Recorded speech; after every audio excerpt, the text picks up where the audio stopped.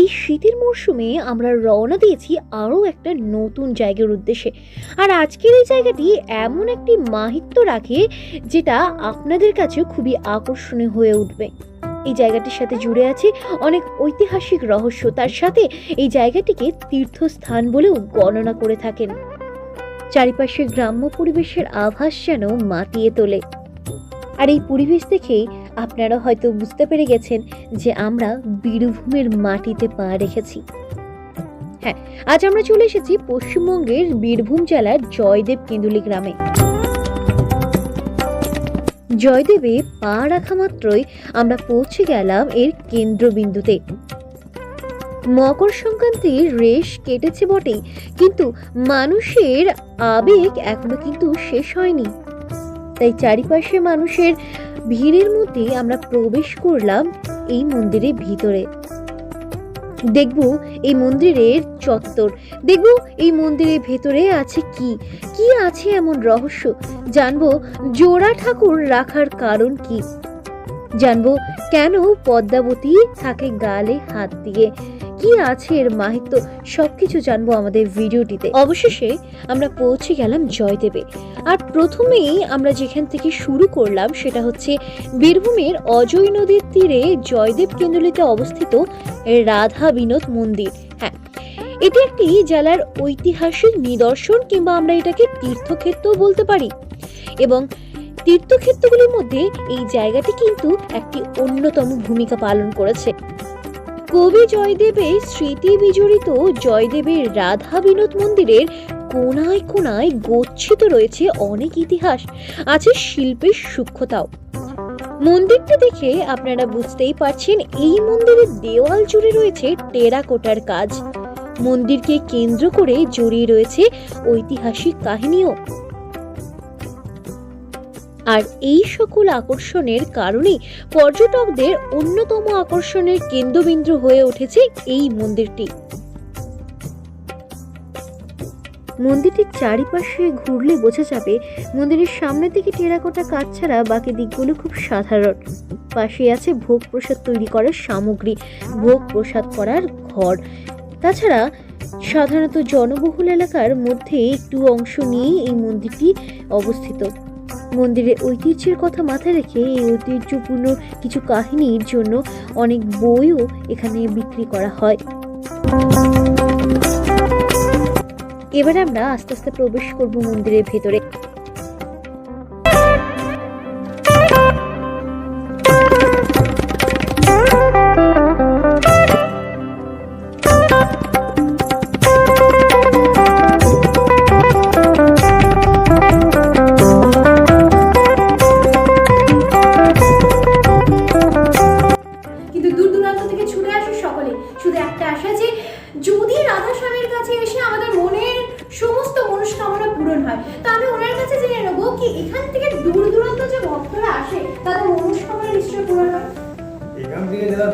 যারা আসে তারা ওই মকর সংক্রান্তি তারা মানত করে যায়, সে মানত করে যায়, তারপরে ওরা কিন্তু পরে ওরা মানত শোধ করে যায়।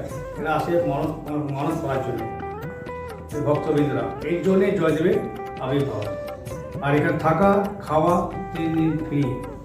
আশ্রমে থাকতে পাবেন, খাবার পাবেন, আর কাঙালদের গরিবদের অন্নছত্র বস্ত্র বিতরণ। এখানে যারা বাইরে থেকে কালেকশন করে নিয়ে আসে তারা এখানে 500-600 আশ্রম হয়, তারা এখানে দান করে। মানে আমরা আরো একটা জিনিস এখানে জানতে পারলাম যে যদি আপনারা পবিত্র মনে এখানে ছুটে আসেন না, প্রয়োজন নেই বেশি অর্থে, শুধু মনে পবিত্রতা থাকলেই যথেষ্ট। মানে এখানে 3 দিন থাকা খাওয়া সবকিছু আপনাদের বিনামূল্যে। ইনি হচ্ছেন পদ্মাবতী আর উনি জয়দেব। আচ্ছা, উনি জয়দেব।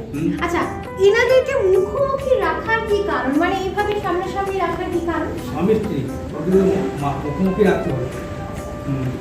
আচ্ছা, উনি যে গালে হাত দিয়ে বসে আছেন, এর কি মানে তোমার কিছু একটা স্টোরি? জয়দেব উনি লাস্টের লাইনটা লিখতে পারেনি, দেহি পদ পল্লব মোদারম। লাস্টের লাইনটাও লিখতে পারেন যে রাধার চরণ যুগল কৃষ্ণের মাথায় কী করে রাখতে পারা যায় বা কী করে রাখা যায়, সেই লেখাটা কিন্তু জয়দেব লিখতে পারেনি। স্বয়ং কৃষ্ণ মনে মনে আছে যে ওই লেখাটা আমাকেই লিখতে হবে। জয়দেব স্নান করতে গেছে, সেই গ্যাপটুকুর মাঝখানে স্বয়ং কৃষ্ণ চলে এসছেন যে আমাকে লেখাটা পূরণ করতে হবে, কারণ ভক্ত জয়দেব উনি লিখতে পারবেন না, সেই জন্যে উনি লেখাটা লিখিয়ে দিয়ে গেলেন। এই পদ্মাবতী হাতে স্বয়ং কৃষ্ণ উনি কিন্তু খেয়ে গেলেন। এ ভাবছে আমার স্বামী বটে, কিন্তু স্বামী নয়, স্বয়ং কৃষ্ণ। ওই এবারে আমি বিশ্রাম করছি বলে পাশ দিয়ে উনি চলে গেলেন। আর তারপরে জয়দেবের প্রবেশ, যে পদ্মাবতী আজকে আমার গোবিন্দের সেবা হল, তুমি আজকে সেবায় বসিলেন। তখন গালে হাতে যে আপনি যে সেবা করলেন, আপনি কি আর উনি কে? তখন দেখছে লেখাটা স্বয়ং বাঁকা হাতে স্বয়ং কৃষ্ণের লেখা। ইনি হলেন সে কৃষ্ণের দর্শন পেয়ে গেলেন, যার জন্য ইনি হলেন ভাগ্যবতী। মানে উনি স্বামী রূপে স্বয়ং কৃষ্ণের দর্শন পেয়েছিলেন, স্বামী রূপে। তাই ওনাকে ভাগ্যবতী বলা হয়। তো তার মধ্যে আমরা একটা গল্প খুঁজে পেলাম। আর অশেষ ধন্যবাদ আপনাকে, এত কিছু তথ্য। মানে একটা বলে যে আমাদের ভিডিওতে আমরা সবসময় বলি অজানাকে জানার, অচেনাকে চেনার জন্য আমরা আসি, আর অজানা অনেক তথ্য আজকে কিন্তু আপনারা পেয়ে গেলাম। আর সত্যি আমরা খুব ভাগ্যবান যে আজকে এত ভিড় থাকে আপনার, আমি দেখেছি মন্দিরে ঢোকা যায় না, আজকে ভাগ্যক্রমে একটু সময় পেয়ে গেলাম আর এত কিছু তথ্য জানতে পারলাম। অসংখ্য ধন্যবাদ। ফাইনালি এবার একটু ভেতরের দিকে দেখে নেবো ভেতরের পরিবেশটা কেমন, কি আছে এর ভেতরে। তো চলো।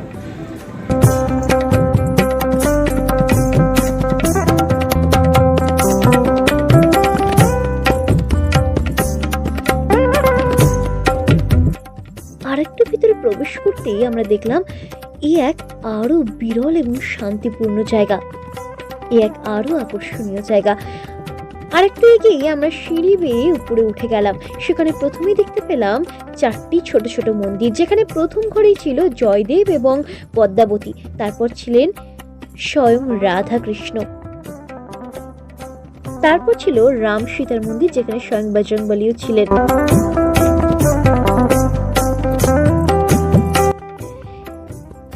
এই চত্বরের এই এলাকা ঘোরার পর আমরা এবারে রওনা দেব আর একটু নতুন জায়গার দিকে।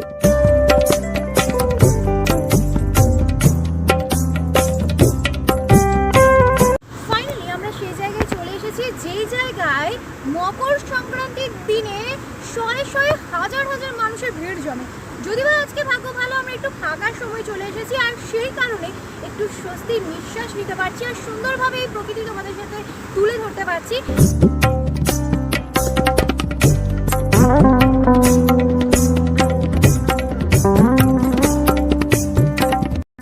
আজকের জন্য এই ভিডিও আমরা এখানেই শেষ করছি, কিন্তু জয়দেব কেন্দুলির ঐতিহাসিক তথ্য নিদর্শন অনেক কিছু আছে, অনেক রহস্য আছে, অনেক গল্প।